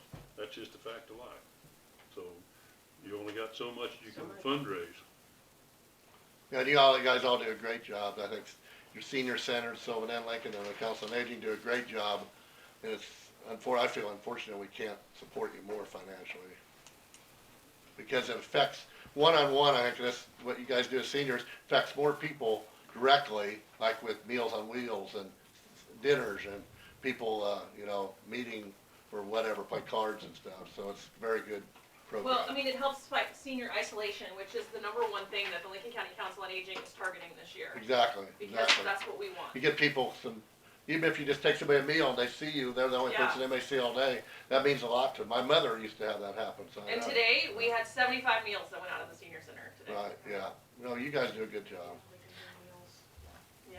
I wanna Anytime you want meals. I want to reiterate one thing. I know that there was a huge decrease in the funding, and I want to say that I've said it before, it's a reactionary thing to what had been done wrong in previous administration, and we know that, so I think that's definitely going to be taken into consideration, but we appreciate the crunch that's been put on the situation, because ultimately it produces efficiency. As I said before, you're doing as much as one person was doing in half the amount of time, and a little bit more of that kind of can-do attitude goes a long way with less funding for everyone. So I do appreciate that, and we know that it's a reactionary thing. And as long as nobody's gonna start back up stowing away $50,000 worth of CDs and like we saw in the past, Yeah. there's more of a legitimate cause there than there was prior. So thank you. Yeah, thank you guys. Thank you, guys. Thank you. Okay, we'll move on to Ladonna and Kelly. Welcome. I actually asked Ladonna if I could kind of just come in a little bit on the time with her on the agenda. This is, we are working together on applying for a big grant from Blue Cross Blue Shield. It's called the Pathways to a Healthy Kansas. And actually I printed off What do you have, some literature? Yeah, this is just off their website here, but, basically, this is a big grant. It's a 4-year grant, and it's a little different in that there's kind of 2 steps to it. But the first step, is what they call a coordination grant, and this is it's a $200,000 grant spread out over a 4-year period, so $50,000 a year to go towards coordinating the projects that come out of this. And then if we get a coordination grant, then there's another $300,000 that could go along to actual projects. So there's potentially $500,000 worth of funding through Blue Cross Blue Shield over a 4-year period. And so what we're trying to do is apply for the grant, and what it goes towards is health-related projects. So as an example, there's been a lot of talk over the last couple of years, and a strategic doing group that put together an active living master plan. So in that is ideas for trails, sidewalk improvements in both Lincoln and Sylvan Grove, some park improvements. There's a whole number of things were in that plan. They're all wonderful projects, but when it comes down to actually the money to move forward with them, that's where everything just kind of gets hung up. And so this grant could help potentially move those things forward. There's other things like that Ladonna's been working on for chronic disease workshops, diabetes management types of things, no smoking policies when it comes to parks and public spaces. There's a whole number of things that could fall into this grant. And so I expect it's going to be a very competitive grant, but we're trying to, get our foot in the door and try. And so what I'm here for today is to ask if the county would be willing to write a letter of support to go into the grant application. The deadline is Friday, March 20th, so we've got a little bit of time, but I'd rather it's going quickly. So I thought I would see if it would be possible for the county to provide a letter of support for that. And that's it in a very... With our wellness program, it's required by our Blue Cross Blue Shield, which have to be your policy. Yeah, We also approved, and I don't remember if that was with you or before you, we approved the master plan that they presented. The county board approved it, Yeah. so we've Adoption, already yeah. given our Mhm. seal of approval, so you're Mhm. asking for a letter of recommendation for the grant. But yes, a letter of support to go into the application. I'm going to be asking the city of Sylvan and the city of Lincoln, and we're trying to kind of gather up all the documents needed Sure. to go into this grant Yes. application. Yeah, I think Who's so. Yep. writing it? I will gladly. Oh, you'll give us one to sign? Yes, I Okay. will. What I like to say is I will draft something for you Sure. that you can We're good at take or not, signatures, and not at let writing Dawn things. put it on letterhead if she wants. But I will. That'd be Yeah, that's fine, no I think problem, there's but- no problem with that. Yeah. You guys have an issue? No, are you No. personally gonna get involved in this wellness program?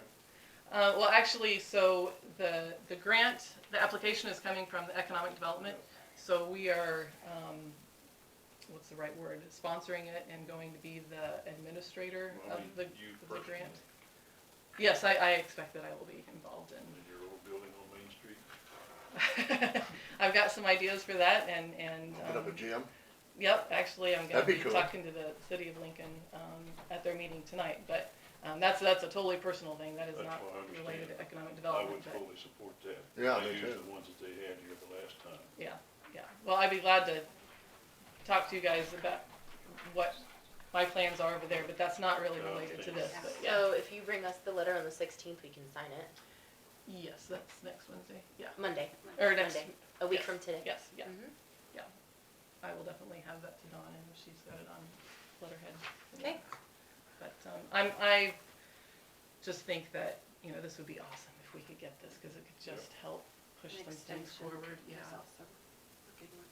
Have you already Yeah. applied to Dane G. Hansen for that particular plan through the? For the active living Uh-huh. master plan, not yet, and I guess I was just I've been curious, trying to because I know kind that was of- one of the things that came yes, out of the yes. brainstorming sessions Yes, and all, there's- because that includes the bike trails and all of those. yes, there's a lot of sort of individual projects that can come out of that, and Mhm. it's kind of been, with everything going on, it's been hard to sort of keep the momentum of that going, but then figure out how do we push them forward, because at the end of the day, it all comes to money, and I've been waiting to apply to Dane Hansen as kind of you're Well, the if you last got piece that, of this. yeah. Yeah, so Yeah, this, that'd be awesome. so, yeah, this could be a huge piece, and then we could still go to them, and the Absolutely. Community Foundation and so forth, but it's just, Now, in this it's grant exciting, here, so.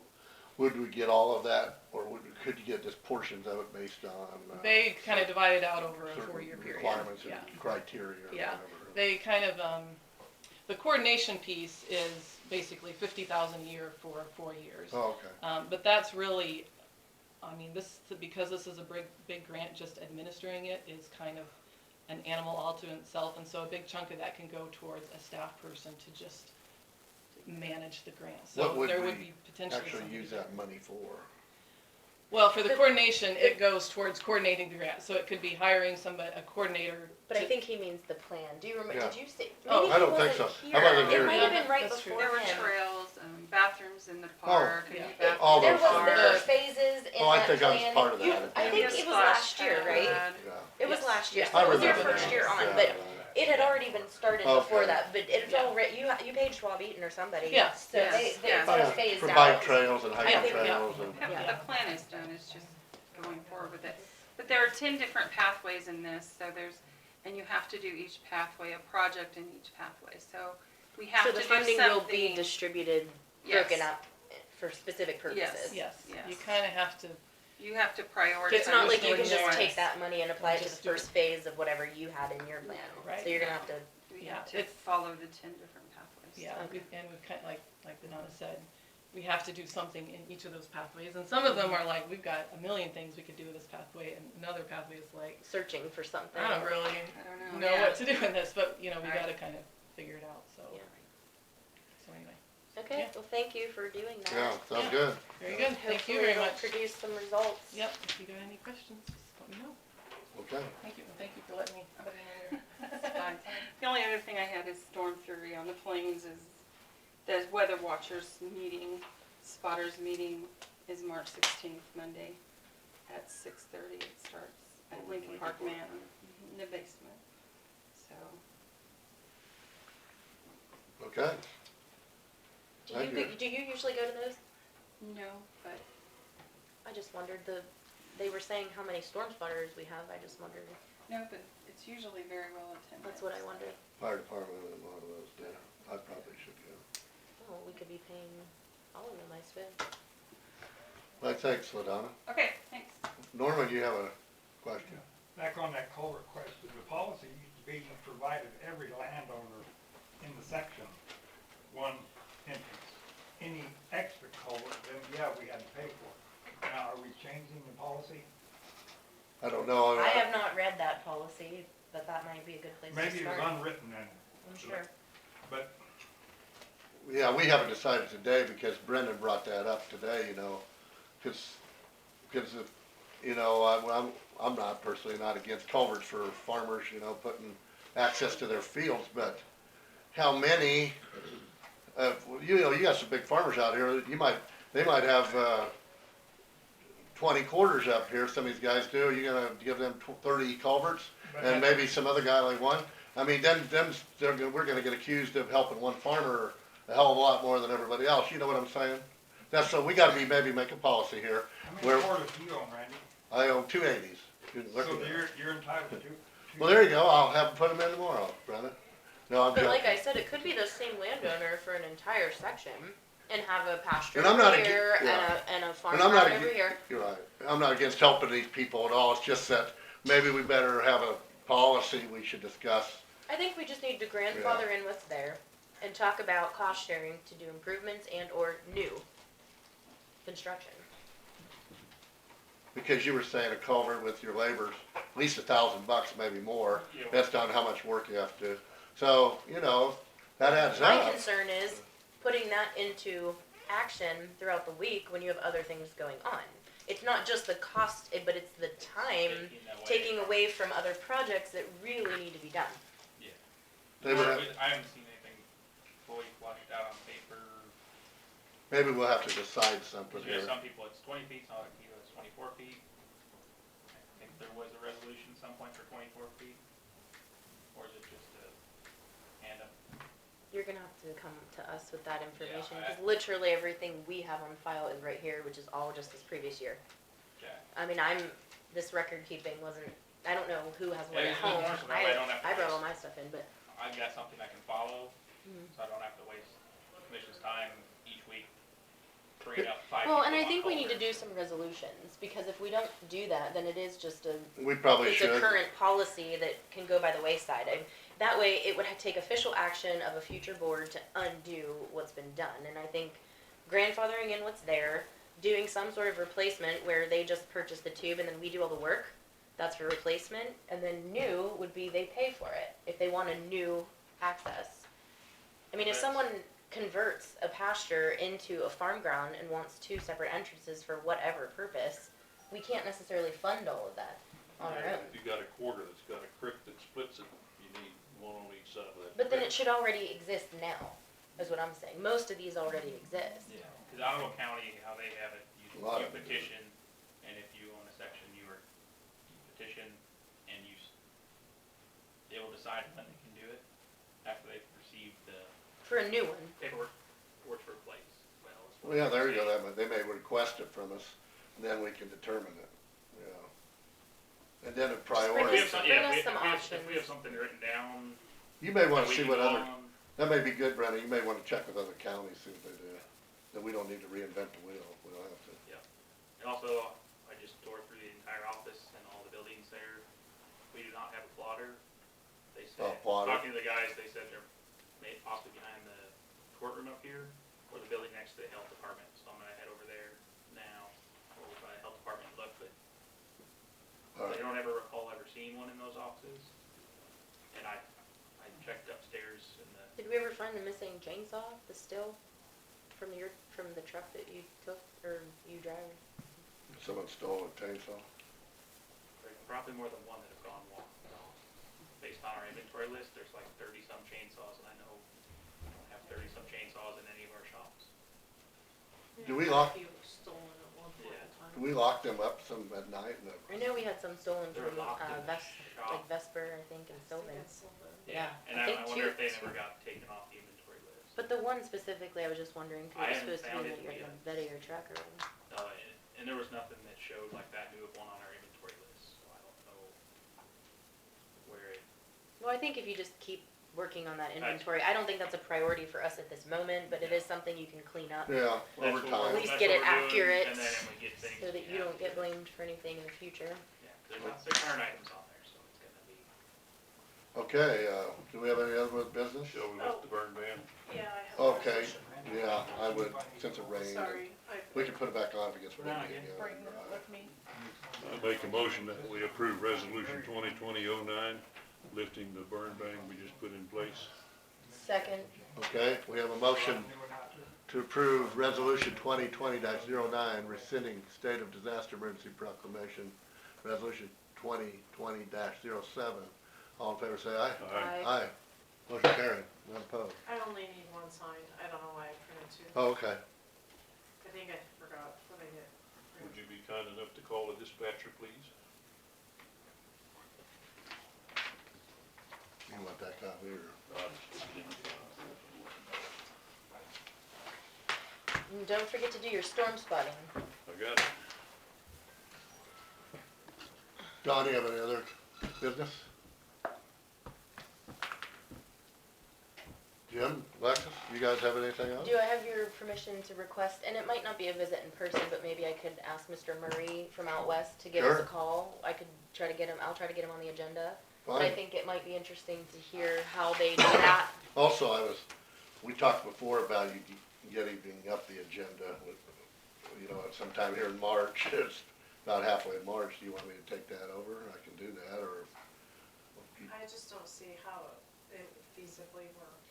okay. If people are calling you and then you're waiting until Friday, just continue to leave it, but I just don't want the criticisms, Well, I'm not criticizing you. so, You'll, you'll keep doing it then? yes. Well, if you get to a point where you don't, tell me and I'll do it, okay? Or I'll give it to the department that thinks that they're so much better than everybody else, and they can try it for a while. Okay, How's okay. that sound? Okay, then for now then, John's still doing the agenda. I do think that Art wanted to talk to you guys about something. Art, Unless he's you want- already talked to you, I don't know. Do you wanna talk to us about something, Art? I'd like 1 minute. Go right ahead. Push the button on the clock. You want executive session or the whole, everybody in there?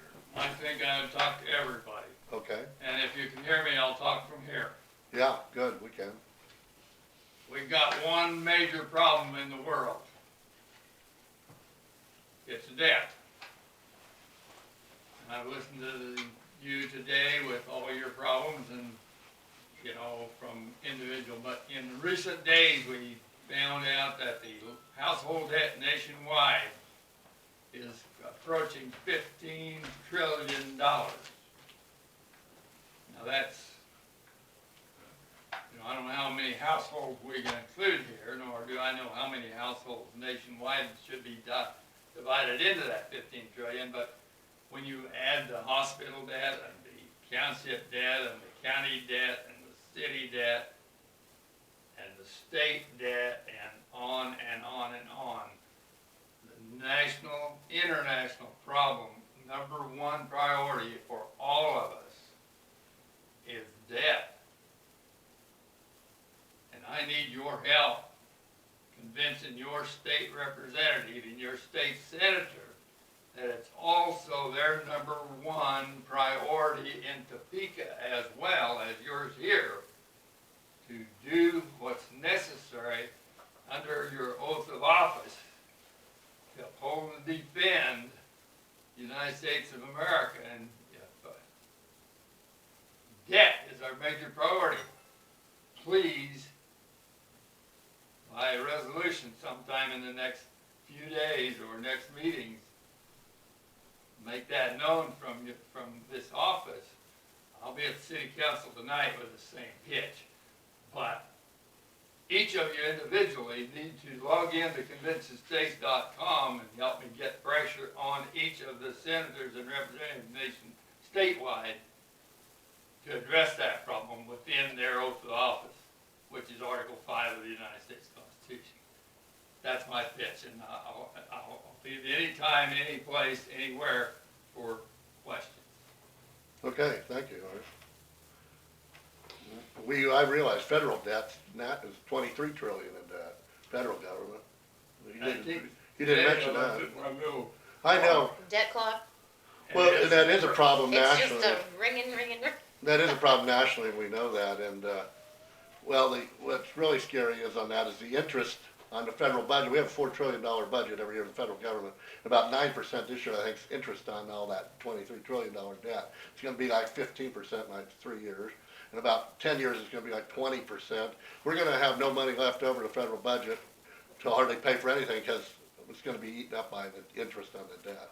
And when we get there, something's gonna hit the fan in this country. But that's probably ways off yet. But yeah, well, you're right, Robert. Anything else? Yes, I should have done this under correspondence, but we discussed other things. I did get to meet with, and she corrected me, it's Mrs. Goshi. And she was very relieved to hear that she felt that all three of us were supportive of the hospital. She had been told, obviously, you know, that there was a cut, and I explained to her, kind of like I was trying to explain today, when you are allotted a certain number of mills, it's an allotment that we have the authority to take. And I think people don't understand that. When you're told as a commission that you can take a certain amount of money, you do take it all or you take a portion of that. And so we took $500,000 from our taxpayers to give to the hospital. We could have taken about $570,000. And so we had that discussion. I feel like she understands it a little more clearly. And she was seeing it as a budget cut, as opposed to what it really is, which is our choice to take from all of you or not take from all of you. And I want to just clarify that. I think that's the biggest thing I've noticed in office is how, and I'm still learning about how the budgeting process works because it's different for every entity. Yeah. County, city, however your board works, your state, your federal. But, you know, once I could explain to her that we decided not to take that extra 70, she said, oh, okay. So you still took $500,000 to give to the hospital, but you could have taken $570,000. So I think the prior administration there had made it really seem like we were gouging into their budget, and that's not what was done. We just took a certain amount from everybody and reallocated it to that entity. The only thing that we talked about as far as the future is she thinks they were all set for March for payroll and things like that. Her concern might be a month or two after that, kind of getting some more leveling to happen. And I told her my personal opinion is if we had to distribute the second portion, as long as we have it, which I know that we do just because of other funds, that I don't see that being a problem going out a month early, something like that. I mean, I don't think we need to do anything at this time. We can wait for a request. But if that's what it takes to bridge that gap, to keep things moving in the right direction, I told her I didn't think you'd have a problem with that I either. suggested that same thing. Yeah, bridging that for a month early is not gonna bankrupt the county by any means. Right, So, and I stated that too. and, I mean, as far, she said from there, we can reassess. And they're supposed to have a special board meeting on Friday, this Friday, which they'll do a little bit more talking about funding and how that's looking for them. So I thought it went really well, and I just wanted to update you and Good. put that out there in the public on the table. If we have to do our disbursement early to the hospital, it's probably because we're trying to help them even out some of their expenses in the near future. Okay. And another thing is, there was a question to me, and I wasn't sure how to answer it. Mr. Gersman asked me how we officially do the appointing of the members. I mean, he knew that we did it in the meeting, but apparently they're supposed to sign, and I think he then contacted Dawn. So I don't know if the two new board members were there at the last meeting, and 2 new ones were not. So they were technically on the board already, but missed a meeting. So I don't know, I think there's a communication gap. Does the commission need to appoint and then contact each person individually and tell the head, the president of the board? Or are we letting Dawn do all of that? I don't know how we follow through, or what we should do. So technically, we notified. Most entities don't have a weekly meeting. So their normal regular meeting would have been March 16th, which would have allotted Plenty of time for all that, yeah. However, there wasn't. Okay. But I did take notice to the hospital, and we mailed notice last Monday to the appointees. So by the time they had a special meeting on Thursday or whatever that was, Or no one would have Wednesday, gotten I their think. mail. No. Yeah, or Wednesday, yeah. So, technically, it probably should be their regular meeting is when they first take office, like everybody Right, else which is the But third which would have Tuesday. been like March 16th. It's just that right now they're meeting weekly. Yeah. Yeah, So- it would be, normally it was the third Tuesday in the month. I just wanna make right. sure that our board follows up on stuff like that, because I know we've talked about in the past, it puts a burden on you. I mean, that's a lot of different phone calls and just, but then are you asking each individual member to come and sign? No, we don't administer oaths unless an entity specifically asks us to. Okay. So, Okay. Before, when we appointed like Mr. Krangle and that, they just showed up at the meeting and they were just in the meeting. I don't think they were sworn in or nothing down there. It's just, they were on the board, as far as I know. And also that happened to Mr. Weber also. Mm-hmm. So that's all I So, had, but- just an update from my meeting on the Okay. hospital. Anything else, Jim? I'm done. Anybody else? All right, well, adjourn then, 2:47.